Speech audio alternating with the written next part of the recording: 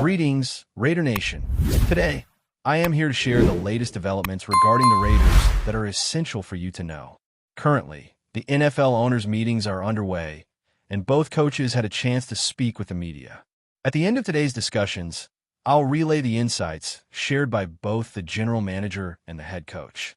Additionally, I will present the most up-to-date information about a key player, as I'm aware many fans have been eager for this news. To start off this dialogue, I want to turn the spotlight on the quarterback situation. While I won't say there's a major update, the head coach was asked about the team's current standing with the quarterback, especially following his acquisition earlier in March.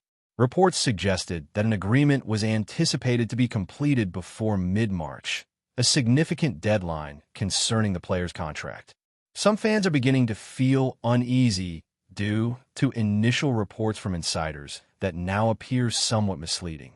However, from our current perspective, there is no reason for alarm. This likely explains the coach's approach to the issue, as he indicated that they are diligently addressing it. It is evident that the team wouldn't have pursued this quarterback unless there was a genuine desire to secure him with a long-term contract. This was one of the primary reasons for his exit from his previous team, which was not willing to present a new offer. There were additional noteworthy comments made by the head coach that I found quite significant, potentially even more so than the discussion surrounding the quarterback. Although I recognize that the quarterback often steals the spotlight due to his role, the coach shared several compelling insights. One of the first points he made that caught my attention was his belief that this team has already made considerable advancements during the offseason thanks to free agency. I understand that the quarterback will always be in the limelight because of his position, but there were numerous other intriguing aspects in the coach's remarks. One of the initial statements that struck me was his assertion that this team has shown improvement compared to last year because of free agency, which might raise some eyebrows. You might wonder, what else would you expect the head coach to say? I anticipate him to be honest, and perhaps that is an unfair expectation from my viewpoint as a fan, yet I concur with the coach's sentiment. I acknowledge that there have been several departures on the defensive side, which we have talked about repeatedly, but one thing is clear. The team is in a better place now than it was last season, largely due to the advancements at the crucial quarterback position. The current quarterback may very well be the finest the team has boasted since 2016. Consequently, the team is in a more advantageous position now compared to this time last year, and while free agency has not significantly altered the roster, the upcoming NFL draft is something the team is thoughtfully evaluating. Let's also touch upon some players in the secondary. Every time I hear the head coach discussing the secondary, my interest peaks because it is one of his strengths. His notable accomplishment has been tapping into the potential of young secondary players. Reflecting on the moves made this season to enhance the secondary, I consider the re-signing of a vital player on a 2-year deal alongside others who have joined the roster. When questioned about these players, the head coach refrained from mentioning them individually. Instead, he conveyed that there is much enthusiasm surrounding the secondary. To be frank, the players who genuinely excite me are those I am eager to see grow, as that is the fan in me. And one particular player has shown improvement every year since entering the league as an undrafted free agent. The expectations regarding the secondary are quite high, but to be honest, the players that truly intrigue me are few. I am particularly interested in how one specific player will develop, as my preference for a particular team drives this interest, and he has shown steady progress every year since entering the league as an undrafted free agent. Another name stands out as a key figure, along with a player who also draws attention. Moreover, there's an athlete who serves as depth and contributor on special teams, and another who may not get many opportunities on the field. However, one of these players will be competing with others and striving to reach his full potential. I was curious to hear what a certain coach said about the secondary, and one of his comments left me somewhat concerned. Last week, something was mentioned that truly caught me by surprise, and I commented that if I were in a particular position, I would utilize the athletic abilities of a specific player to showcase his full potential. Having him alongside another athlete is key, as I believe it is important to have someone who can effectively cover. The coach, in turn, expressed satisfaction with the linebacker acquisitions, emphasizing what another player can bring as a leader. It's common to hear the coach highlight his pleasure with these choices, frequently mentioning the advantages of bringing talented players at an affordable price, which they believe is an important step in building a strong foundation for the future. The coach also highlighted the significance of the linebacker additions, specifically mentioning 2 athletes. The conversation about one of their roles on the team will be addressed soon. As we consider how the team plans to utilize this player, it's intriguing to stay tuned to the perceptions being presented, as I'm sure that if you followed when the team made the acquisition, you probably had a similar expectation. It's crucial to pay attention to certain opinions because what will be revealed now is significant. If you're paying attention and notice that a player was acquired, you might not be as excited as others, but if you believe he has enough quality to be a starting linebacker, then it's vital to check out the comments made. First, let's discuss 4 main issues because, when addressing the press, certain aspects were highlighted that will surely attract attention and spark speculation. The first point discussed was the competition among the interior offensive line players. When thinking about athletes in this position, 4 names stood out the most. One of the athletes was signed this season to a 2-year deal, although upon closer inspection, it seems to be 1 year and $5,500,000. Many people assume one of them will be the center, but based on the statements made, this may not be a certainty.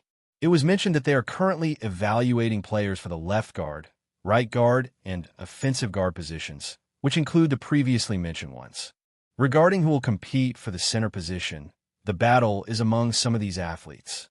Additionally, it was clear that the left guard, center, and right guard positions are open, and there will be intense competition. Personally, I believe one of them should be the center, and I don't want to revisit the discussion about who is better. He really strengthens the team's offensive line in that position, which is why I hope he takes that role. However, based on the comments, this decision has not yet been finalized. The debate about the superiority of JPJ over Andre James has been frequent. JPJ has the ability to enhance the Raiders' offensive line, bringing his maximum potential as center, and for this reason, I hope he secures this position. However, according to information from an expert, everything is still up in the air. There are mentions that the center position remains open, and as I record this on March 31st, I realize we are still at the beginning of the process. April is approaching, the draft is on the horizon, and the entire offseason, including voluntary training activities and minicamps, are still to happen. However, if the Raiders were to play a game right now, do you think Jackson Powell-Johnson would be the starting center? Share your opinion, as it will be the pinned comment today. I'm inclined to say yes. I recognize the observations of the expert, who provided insightful analysis without necessarily offering a conclusive answer. The more versatility there is in the offensive line, the more alternatives will be available. Speaking of alternatives, a key position in this line is right tackle. The expert was asked about the Raiders' strategy for this position. His initial response indicated that DJ Glaze is the current starting right tackle, which anyone who follows the program can agree with. It seems reasonable. However, the essence of the question wasn't just who occupies the right tackle role now, but whether DJ Glaze will keep that position when the new NFL season begins. The expert suggested that he might consider using one of his 9 draft picks to reinforce the offensive line. He basically said that DJ Glaze is the right tackle, but with 9 picks available in the draft, some possibilities remain open. One point he mentioned resonated particularly with longtime viewers, as I realized that an unconventional pick could be made for the 6th overall pick. This could involve Will Campbell or Armin Mio, given how much the expert values strength in the front line. He explicitly stated that DJ Glaze could be part of a broader strategy regarding one of their draft picks. It's likely that I'll see a somewhat unusual option for the 6th overall pick. It could be Will Campbell or Armin Mio, as I know how much the coaching staff is committed to strengthening the front line. He really mentioned in a quote that he might use one of his 9 draft picks and, jokingly, said that he loves offensive line players. This, to me, shows that the coaching staff is willing to explore all possibilities. DJ Glaze is a good right tackle, but if there's a chance to improve the offensive line and enhance any position in the NFL, that should be considered. Now, let's talk about the free agency plan because it was widely reported that the team will take a very proactive approach. I didn't expect them to invest this much. They still have a considerable amount of resources, but the coaching staff mentioned that this offseason has been intense. Looking at how the Raiders have applied their resources this offseason, it's clear they didn't seek major signings. As mentioned earlier, they took a strategic and aggressive approach, involving research and interest in players. However, if other franchises opted for overspending and made advantageous offers, that was a risk they were willing to take, something that happened frequently with various athletes the Raiders were considering. Thus, the team needed to redirect its focus, changing its strategy, which is clearly evident in the transactions made.